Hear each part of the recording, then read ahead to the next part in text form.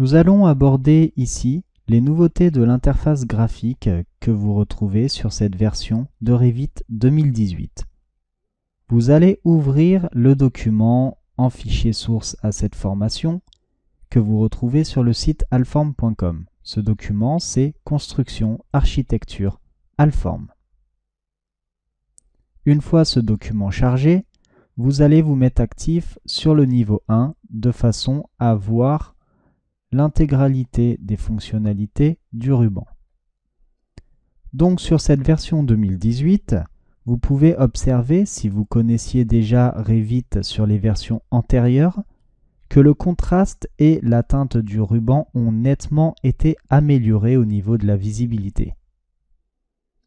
Ensuite, si vous connaissiez également les versions antérieures, vous pouvez vérifier qu'ici, on avait un bouton, un gros bouton R, c'était le menu Démarrer de Revit. Il a disparu et il a été remplacé par le menu Fichier. Dans ce menu Fichier, on y retrouve la possibilité de créer de nouveaux documents, donc de nouveaux projets, familles, volumes conceptuels, cartouches et symboles d'annotation. On y retrouve également les fonctionnalités d'ouverture de projets, de familles, de fichiers Revit, de composants de construction, IFC, options IFC et les exemples de fichiers Revit. Ensuite, on retrouve les deux boutons ici pour enregistrer et enregistrer sous notre document.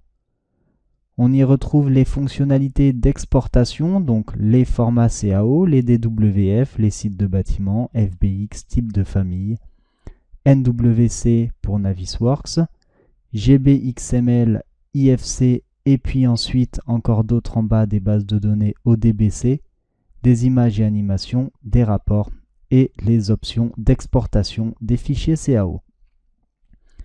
Ensuite, vous retrouvez le bouton pour la suite Workflow, les exports donc de publication, donc par exemple les DWF vers Autodesk Buzzsaw, les DWG vers Autodesk Buzzsaw, etc. Ensuite, vous retrouvez le bouton Imprimer avec l'impression, l'affichage avant impression et les configurations. Le bouton Fermer pour fermer votre document, pour quitter Revit et les options de votre logiciel. Également, dans l'onglet Architecture, dans la circulation, avant nous avions un bouton qui s'appelait Escalier par esquisse. Ce bouton a été supprimé, mais la fonctionnalité existe toujours. Si vous cliquez ici sur Escalier, vous avez la possibilité de créer un escalier par esquisse directement depuis les composants. Je vous remercie d'avoir suivi cette vidéo et vous dis à tout de suite pour la suite de cette formation sur les nouveautés de Revit 2018.